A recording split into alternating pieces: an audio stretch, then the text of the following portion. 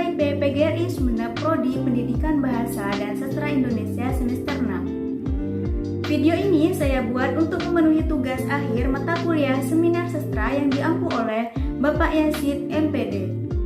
Di video kali ini saya akan mempresentasikan atau menyeminarkan praproposal saya yang berjudul Pemerolehan Bahasa Indonesia sebagai Bahasa Kedua Anak Usia Dini umur 3-5 tahun di PAUD Darussalam, Desa Bilapora Timur, Kecamatan Gading.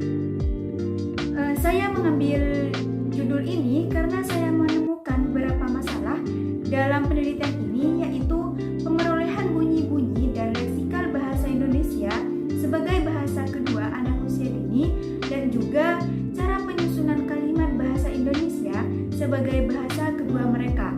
Dan juga penelitian ini masih jarang dilakukan, akan tetapi ada penelitian sebelumnya yaitu mengenai analisis pemerolehan bahasa kedua yaitu bahasa Indonesia di kelas rendah SD 046411 Desa Dolu, Berastagi yang diteliti oleh Ramaningsih tahun 2020. Dalam penelitian ini membahas tentang pemerolehan bahasa kedua bahasa Indonesia berupa kelas kata, diantaranya kata benda, kata kerja, kata sifat, kata ganti, kata bilangan, dan kata keterangan.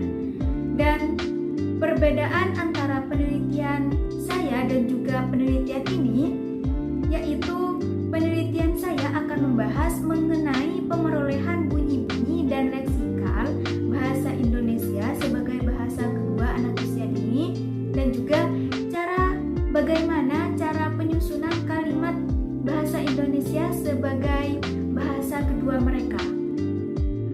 Baik, selanjutnya yaitu bab pertama. Di bab pertama ini berisi latar belakang masalah, rumusan masalah, tujuan penelitian, manfaat penelitian, dan juga definisi operasional dari penelitian ini.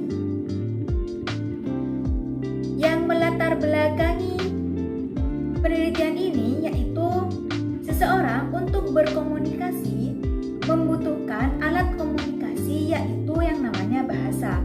Bahasa didapat dari dua proses yaitu pemerolehan dan juga pembelajaran. Pemerolehan di sini berkaitan dengan proses penerimaan bahasa dari bahasa pertamanya atau biasa disebut dengan bahasa ibu. Bahasa ibu diperoleh oleh seorang anak tanpa kesadaran dari anak tersebut. Sedangkan pembelajaran bahasa mengacu pada aktivitas belajar secara sadar dan terprogram dalam situasi kelas formal dengan bantuan pengajar atau guru. Dalam pembelajaran ini adalah proses pemerolehan bahasa kedua anak usia dini setelah ia memperoleh bahasa pertamanya.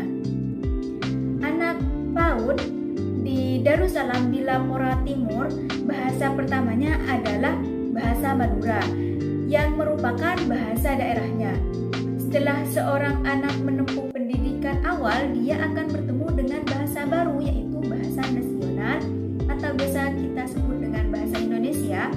Proses pemerolehan bahasa Indonesia ini disebut sebagai pemerolehan bahasa kedua karena bahasa Indonesia ini dipelajari setelah bahasa pertamanya yaitu bahasa Madura. Karena seorang anak sudah terbiasa dengan bahasa pertamanya yaitu bahasa Madura, ketika dia menggunakan bahasa Indonesia, dia akan merasa tidak bisa atau terkadang bisa, akan tetapi dia masih terpengaruhi dari bahasa pertamanya. Misalnya bahasa Madura yang dibahasa Indonesiakan atau cara pengucapannya masih medok dengan bahasa Madura, dan juga cara penyusunan kalimatnya bahasa Indonesia masih dipengaruhi oleh bahasa Madura. Oleh sebab itu, saya tertarik untuk meneliti pemerolehan bahasa Indonesia sebagai bahasa kedua anak usia dini.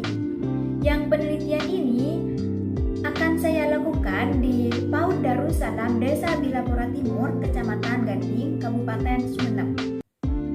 Untuk selanjutnya yaitu rumusan masalah dan tujuannya. Di sini rumusan masalah saya bagi menjadi dua, yaitu rumusan masalah secara umum dan rumusan masalah secara khusus. Dan begitu juga dengan tujuannya. Rumusan masalah secara umum ini berkaitan dengan bagaimanakah pemerolehan bahasa kedua anak usia dini 3-5 tahun di PAUD Darussalam, Desa Dilapora Timur, Kecamatan Gading, dengan tujuan yaitu mendeskripsikan pemerolehan bahasa Indonesia sebagai bahasa kedua anak usia dini 3-5 tahun di PAUD Darussalam, Desa Dilapora Timur, Kecamatan Gading. Rumusan masalah khususnya yaitu yang pertama, bagaimanakah pemerolehan bunyi-bunyi bahasa Indonesia sebagai bahasa kedua anak usia dini dengan tujuan mendeskripsikan pemerolehan bunyi-bunyi bahasa Indonesia sebagai bahasa kedua anak usia dini. Yang kedua, bagaimanakah pemerolehan leksikal bahasa Indonesia sebagai bahasa kedua anak usia dini dengan tujuan yaitu mendeskripsikan pemerolehan leksikal bahasa Indonesia sebagai bahasa kedua anak usia dini.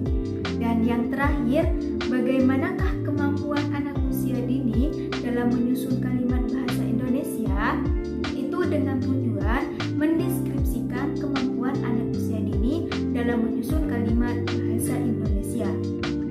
Bagian ketiga dari bab 1 adalah manfaat penelitian. Manfaat di sini dibagi menjadi dua, ada manfaat teoretis dan juga manfaat praktis. Manfaat teoretisnya adalah untuk memperkaya hazanah kajian psikolinguistik, dan yang kedua, manfaat praktisnya bagi peneliti lain yaitu dapat dijadikan referensi, acuan, atau pembanding dengan penelitian yang akan dilakukan. Dan manfaat praktis bagi mahasiswa yaitu bisa menambah wawasan terkait dengan bidang keilmuan yang sedang ditempuh, atau bisa dijadikan pijakan atau bandingan untuk mencari judul-judul atau untuk mengembangkan penelitian dalam skripsinya. Yang keempat yaitu definisi operasional. Definisi operasional dalam penelitian ini antara lain yaitu 1. Pemerolehan bahasa kedua. Pemerolehan bahasa kedua merujuk pada bahasa apapun yang dipelajari seseorang setelah bahasa ibunya atau bahasa pertamanya. Yang kedua, anak usia dini. Anak yang masih berumur 3-5 tahun yang menempuh pendidikan formal di PAUD. Yang ketiga, psikolinguistik, yaitu ilmu yang mempergunakan bahasa sebagai studi mencakup semua ilmu kebahasaan. Selanjutnya, bab 2 yaitu kajian pustaka. Dalam bab 2 ini terbagi menjadi beberapa subbab, yaitu yang pertama penelitian dahulu dan juga landasan teori.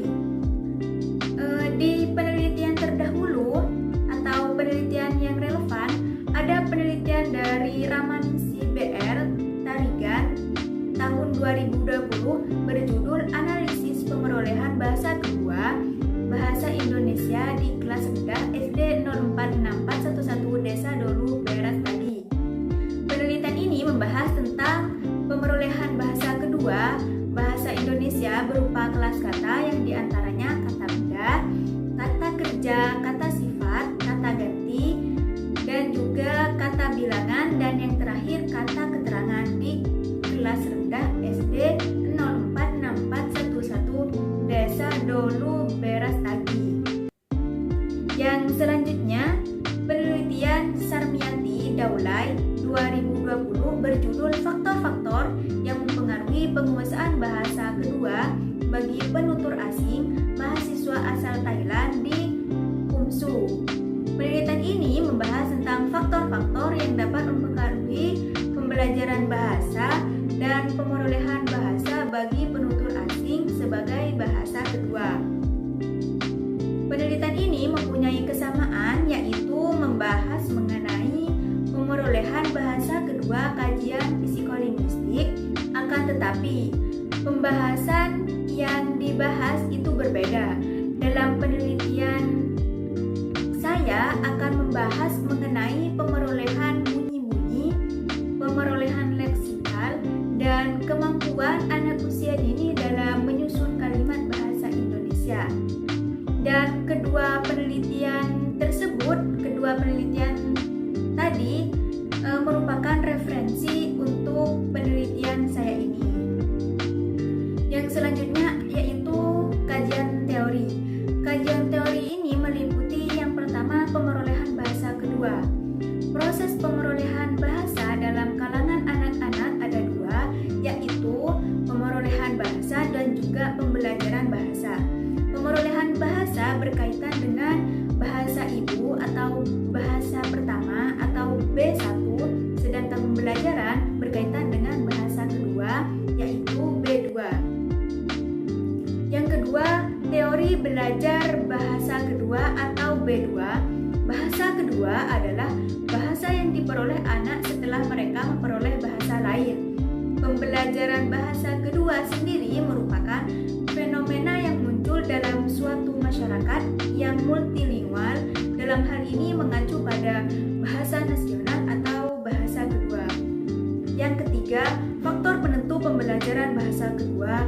Yang pertama ada motivasi, yaitu dorongan yang datang dari dalam diri pelajar yang menyebabkan pelajar memiliki keinginan yang kuat untuk mempelajari bahasa kedua. Selanjutnya, faktor dari bahasa pertama dan juga lingkungan, usia, dan yang terakhir adalah faktor transfer dan intervensi. Selanjutnya lanjut ke bab 3, yaitu metode penelitian. Yang pertama, pendekatan penelitian. Penelitian ini menggunakan pendekatan penelitian kualitatif dengan metode deskriptif, yaitu mempertimbangkan gejala yang diamati serta memanfaatkan catatan lapangan. Dan subjek dan objeknya penelitian ini adalah penelitian ini dilakukan di PAUD Darussalam di Lampung Timur, Kecamatan Gandhi. Subjeknya adalah guru dan khususnya murid yang berumur 3-5 tahun di PAUD Darussalam. Lokasi penelitian ini akan dilaksanakan di PAUD Darussalam, Desa di Lampung Timur, Kecamatan Gandhi. Dan metode pengumpulan datanya yaitu menggunakan metode simak libat cakap dengan teknik lanjut, teknik rekam, dan teknik catat. Dan hanya itu saja yang dapat saya sampaikan. Kurang dan lebihnya saya mohon maaf. Assalamualaikum warahmatullahi wabarakatuh.